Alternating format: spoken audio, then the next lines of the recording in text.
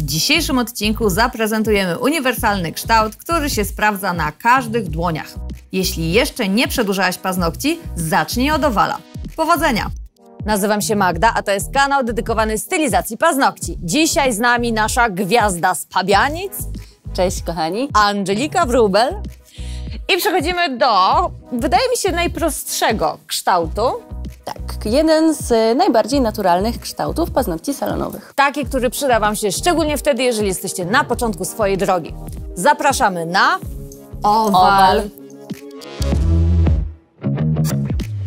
Owal jest uniwersalnym kształtem. Możemy go zbudować na bardzo szerokiej płytce, na której na przykład nie do końca możemy sobie pozwolić na migdałek, szczególnie jeśli klientka nie życzy sobie bardzo długich paznokci. Zatem, kiedy nasza klientka ma szeroką płytkę, chce mieć przedłużone, ale nie za długie paznokcie, taki owal jest idealnym rozwiązaniem. Jest on wygodny w noszeniu, jest odporny na uszkodzenia mechaniczne i do tego swoim kształtem najbardziej przypomina naturalne paznokcie. Do przedłużenia paznokci użyjemy cleaner, primer, kwasowy lub bezkwasowy, w zależności od tego, z jaką płytką mamy do czynienia, Perfect Base lub zamiennie proteina, żel Easy Shape Light Rose, Wet Look, cleaner Super Shine i serum proteinowe. Do zmatowienia i opiłowania paznokci użyjemy pilnika 100×180 w wersji klasycznej i w wersji slim oraz buffera 180×220. Do budowy paznokci użyjemy pędzelka do żelu numer 6. Dezynfekujemy swoje dłonie, czekamy aż preparat odparuje, zakładamy rękawiczki, dezynfekujemy dłonie klientki i przechodzimy do przygotowania paznokci pod stylizację. Do opracowania skórek użyjemy frezu numer 9. Nastawiamy frezarkę na 15 000 obrotów, ponieważ mamy do czynienia z bardzo delikatnymi skórkami i nie ma zbyt wiele nabłądków do odsunięcia. Gdyby skóry były bardziej widoczne, można by pracować na delikatnie większych obrotach. Frez numer 9 przydaje się w pracy, to fakt. Kształt ciętego stożka pozwala jednocześnie na usunięcie oraz odepchnięcie skórek z powierzchni paznokcia i robi to w tym samym czasie. Ważne jest, żeby pracować tym frezem na płasko, ponieważ zbyt duży, zbyt wysoki kąt może spowodować uszkodzenie paznokci. Dodatkowo pilnujemy, żeby nie dociskać go mocno do płytki oraz nie frezować w jednym miejscu. Frez powinien cały czas być w ruchu, a my powinniśmy wykonywać ruchy wygarniające. Skórki wygładzamy frezem kulką numer 7. Pracujemy bardzo delikatnie na niewielkich obrotach, około 10 000. Paznokcie na początkowym etapie zostały skrócone pilnikiem o gradacji 180 oraz zmatowione bufferem 180×220. Ważne jest, żeby nie używać pilników o zbyt mocnej gradacji do przygotowania naturalnej płytki, bo możemy ją przepiłować. Tak przygotowane paznokcie przemywamy cleanerem oraz nakładamy primer. W przypadku naszej modelki jest to primer bezkwasowy. Następnie wcieramy minimalną ilość bazy Perfect Base i utwardzamy przez 60 sekund. Jeśli po utwardzeniu lepka warstwa jest zbyt duża, ściągamy ją suchym wacikiem. Dzięki temu przy kolejnym etapie żel nie będzie się ślizgać po powierzchni paznokcia. Przechodzimy do podłożenia formy. Należy ustalić kąt podłożenia formy na podstawie kształtu, który chcemy uzyskać. W przypadku owalu kąt będzie podobny jak przy migdale, czyli u naszej modelki forma będzie schodzić leciutko do dołu względem osi palca. Pamiętajmy jednak, że kąt jest uzależniony od tego, w jaki sposób rośnie naturalny paznokieć. Dzisiejsza płytka rośnie na prosto i taką płytkę najczęściej spotkamy w salonie. Czyli raz jeszcze, płytka rośnie na prosto, forma leci delikatnie w dół względem osi palca z naciskiem na delikatnie. Paznokcie rosną na prosto. Naszym celem jest, aby początek i koniec paznokcia były na tej samej wysokości, czyli wyobrażamy sobie linię przebiegającą od skórek do końcówki wolnego brzegu i tak układamy formę. Nasz paznokieć ma długość pomiędzy 1 a 2, więc formę ułożyliśmy tak, żeby ten punkt był na wysokości skórek.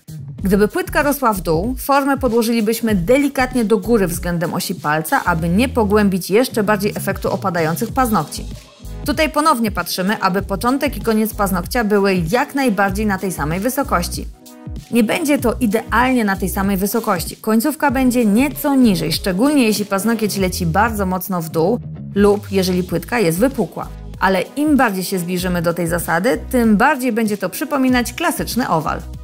Gdyby płytka rosła do góry, formę podłożylibyśmy na prosto lub delikatnie do góry względem osi palca. Tutaj początek i koniec paznokcia nie będą na tej samej wysokości. Gdyby paznokieć zaczynał się i kończył na tej samej wysokości, zabrakłoby nam materiału w okolicy stresu. Paznokieć z taką budową na bank się złamie podczas noszenia. Dlatego forma musi iść delikatnie do góry względem osi palca. Jeśli jeszcze tego nie widzicie, jako punkt odniesienia można przyjąć wolny brzeg, a nie oś palca. Podłożymy formę tak, aby szła na prosto od linii wolnego brzegu.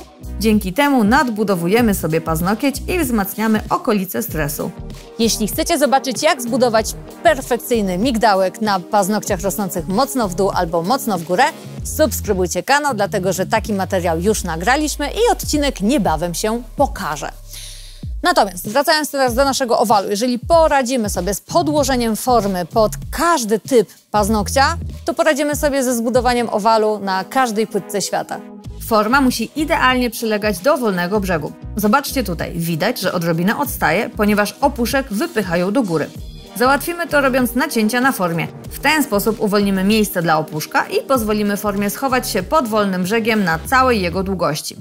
Gdyby forma poszła do dołu, przy paznokciu rosnącym do góry, automatycznie zabierzemy sobie materiał w okolicy stresu, a to jest strategiczny punkt paznokcia, który wpływa na jego trwałość. Jego ścienienie jest niemalże jednoznaczne z pęknięciem lub złamaniem paznokci w trakcie ich noszenia. Pora zamknąć formę. Przy owalu końcówka ma zostać otwarta. To oznacza, że łączymy równo skrzydełka formy, sklejamy ją pod palcem, ale na końcu pozostawiamy dużą, owalną łezkę. Dobrze podłożona forma to połowa sukcesu dobrze zbudowanych paznokci. I jak nie więcej niż połowa.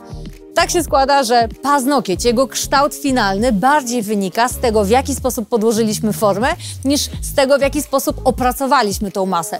To jest często szokująca informacja dla początkujących stylistek, ale tak jest. Właśnie tak jest, kochani. Jak długi powinien być owal? Najczęściej do 2, a jeżeli klientka chciałaby dłuższe paznokcie, lepiej zaproponować migdał, co wyszczupli optycznie i płytkę, i palce. Budujemy cienki szkielet light rose'em, wyprowadzając krawędzie boczne na prosto z wałów bocznych i delikatnie zaokrąglając wolny brzeg. Pracujemy pędzelkiem 6. Odwracamy go podczas tworzenia krawędzi, aby wypychać żel, a nie przeciągać.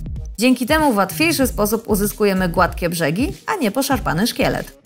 Wyrównujemy powierzchnię delikatnymi ruchami i utwardzamy przez 30 sekund, a następnie ściągamy formę.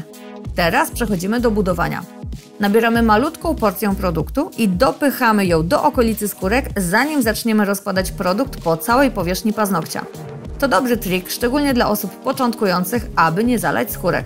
Następnie sięgamy po nieco większą porcję produktu, nakładamy ją na 1/3 wysokości płytki i zaczynamy równomiernie rozprowadzać produkt po całej długości paznokcia, slalomem, od prawej do lewej i od lewej do prawej, cały czas kierując się w dół paznokcia. Wykonujemy delikatne ruchy samym czubkiem pędzelka tuż nad powierzchnią żelu. Przy pracy żelami z serii Easy Shape unikamy gwałtownych i chaotycznych ruchów, które powodują, że na powierzchni żelu powstaną nam góry i doliny. Delikatna praca pozwala nam rozłożyć produkt tak, jak powinien być idealnie rozłożony, a wtedy, kochani, przyspieszamy swój czas pracy, dlatego że po utwardzeniu, po wyciągnięciu ręki z lampy, okaże się, że nasze piłowanie ogranicza się do absolutnego minimum. Więc nie warto jest się spieszyć w momencie układania żelu, lepiej jest poświęcić nieco więcej czasu, bo potem zwrócimy sobie ten czas, skracając piłowanie. Zbudowany paznokieć wkładamy do lampy na około 10 sekund, zaciskamy delikatnie paznokcie na linii stresu i wkładamy ponownie na kolejne 30 sekund do lampy. Zacisk ma na celu wzmocnienie konstrukcji paznokci oraz ich zwężenie. Pamiętajmy, że zaciskamy przedłużoną część, a nie paznokcie naturalne. Zbyt mocne zaciśnięcie tunelu może uszkodzić płytkę. Już wielokrotnie to powtarzaliśmy, że jeżeli zaciskanie tunelu boli, to na pewno robisz coś nie tak. Tunel jest niezbędny w budowie paznokcia, tunel nie może boleć, kiedy zaciskamy i co ciekawe, tunel można również uzyskać w odpowiedni sposób, podkładając formę. Jeżeli chcielibyście się dowiedzieć, jak to zrobić, dajcie znać w komentarzach, a nagramy dla Was taki odcinek. Czas na piłowanie. Zaczynamy od opiłowania kształtu, czyli rzut z frontu. Patrząc na paznokcie z góry, piłujemy ściany boczne równolegle do siebie, a sam wolny brzeg delikatnie zaokrąglamy. Można powiedzieć, że w tym momencie ustalamy granice dla naszego paznokcia. Następnie piłujemy linię przy skórkach. Pilnik trzymamy pod niewielkim kątem, dzięki temu uzyskamy cienką linię włosa i nie uszkodzimy naturalnej płytki. Przechodzimy do apeksu. Jest to najwyższy punkt paznokcia przedłużonego. Powinien się on znaleźć pomiędzy 1/3 a połową długości naturalnego paznokcia. W przypadku apeksu bardzo ważny jest kąt pilnika. Przy tej długości owalu pilnik trzymamy mniej więcej pod kątem 30 stopni. Przykładając pilnik na płasko i nie odrywając go, piłujemy górną część paznokcia od apeksu do wolnego brzegu. Przechodzimy do ścian bocznych, czyli powierzchni paznokcia, która patrząc z boku jest pomiędzy grzbietem a liniami bocznymi. Pilnik prowadzimy na okrągło, nie na prosto. Jeśli poprowadzimy na prosto, to powstanie nam dach, daszek, dachówka, a nie ten ładny łuk, o który nam chodzi. I zostały nam krawędzie boczne. Jak widać, krawędź jest troszkę za nisko i musimy ją podciągnąć, dosłownie o 1 mm. Możemy to zrobić pilnikiem, którym nadawaliśmy kształt, oczywiście stroną 180, ale będzie nam dużo wygodniej użyć pilnika Slim, który jest szczuplejszy i bardziej się wciśnie w przestrzeń pomiędzy opuszkiem a paznokciem. Pilnik Slim przyda się szczególnie wtedy, gdy wykonujemy nacięcia po skosie formy, czyli w przypadku puszystych opuszków lub głęboko osadzonych paznokci. Uwaga! Piłując krawędzie boczne, przykładamy pilnik od spodu, pilnując, by nie popsuć kształtu paznokcia. Pilnik trzymamy na prosto wzdłuż wału okołopaznokciowego. Bardzo istotne, choć wydaje się intuicyjnie, że powinniśmy prowadzić pilnik po linii półokręgu, nie robimy tego, ponieważ wtedy przepiłujemy krawędzie boczne. Nawet jeśli ich kształt będzie wyglądać w porządku, to konstrukcja i tak będzie słabsza, co przełoży się na wykruszanie po kilku tygodniach noszenia, może nawet po kilku dniach, a przecież tego nie chcemy. W zamian prowadzimy pilnik na prosto i uważamy na każdy ruch, żeby nie przesadzić. To powinno być dosłownie kilka ruchów, w końcu usuwamy tylko 1 mm materiału. Po opiłowaniu przechodzimy do wyrównania powierzchni bufferem o gradacji 180×220.